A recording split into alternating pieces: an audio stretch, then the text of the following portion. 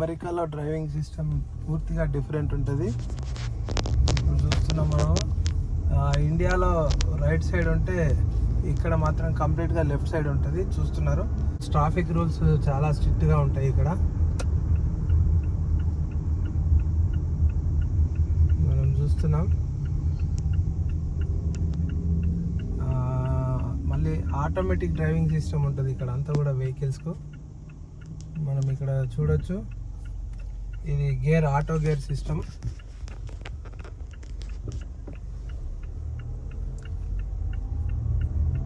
Signal పడ్డది, ఇప్పుడు left side పోతున్నా. స్పీడ్ లిమిట్ ఎక్కడ ఎంత ఉందో అంత ఖచ్చితంగా పాటించాలా. Speed limit పాటించకుంటే పెనాల్టీలు పడుతుంటాయి. అవే మీద వెళ్తున్నాం.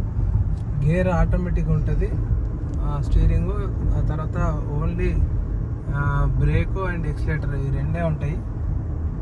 ఇక్కడే ఫర్లాంగ్ దూరంలోనే ఉంటుంది. ఇక్కడ స్టాప్ బోర్డు ఉంటుంది. స్టాప్ బోర్డు ఉన్న చాలా ఖచ్చితంగా మనం ఆగాల, లెఫ్ట్ రైట్ చూసుకోవాలా. ఇగో స్టాప్ బోర్డు.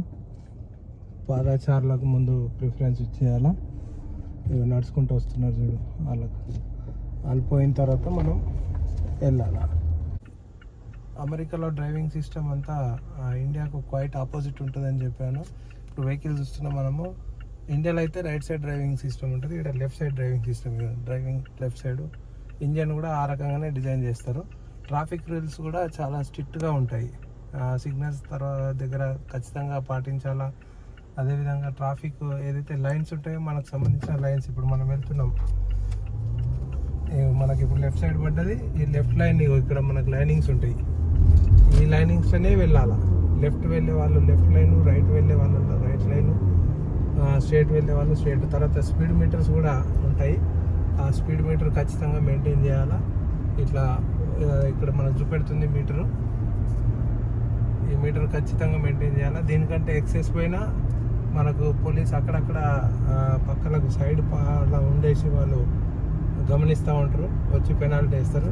ఇట్లా ఎక్సెస్ పోయినా ప్రాబ్లమే, తక్కువ పోయినా ప్రాబ్లమే. మనకు ఆ లిమిట్ అనేది జస్ట్ 4-5 యూనిట్స్ అటు ఇటు మెయింటైన్ చేయాలి ఖచ్చితంగా.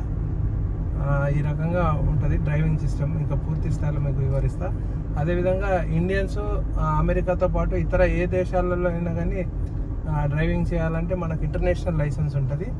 ఆ ఇంటర్నేషనల్ లైసెన్స్ మనకు తీసుకొని డ్రైవింగ్ చేస్తే మనకు అలౌ చేస్తుంది, లేకుంటే అలౌ చేయరు.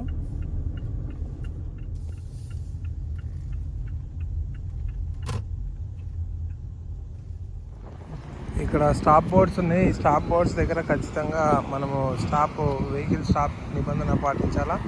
లెఫ్ట్ రైట్ ఇగో ఇక్కడ పార్కింగ్ జీబ్రా లైన్స్ ఉన్నాయి. ఇక్కడ మనం చూస్తున్నాము. ఇగో ఇది ఈ కాంప్లెక్స్కు ఎంట్రీ, ఇక్కడ నుంచి ఎంట్రీ ఉంది, ఇక్కడ నుంచి అవుట్ ఉంది. కొన్ని చోట్ల మాత్రము ఒకటే సైడ్ ఉంటుంది.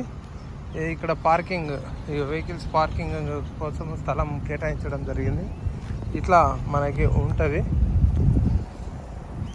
ఈ సిస్టమ్ అనేది కంపల్సరీగా మనం పాటించాలా.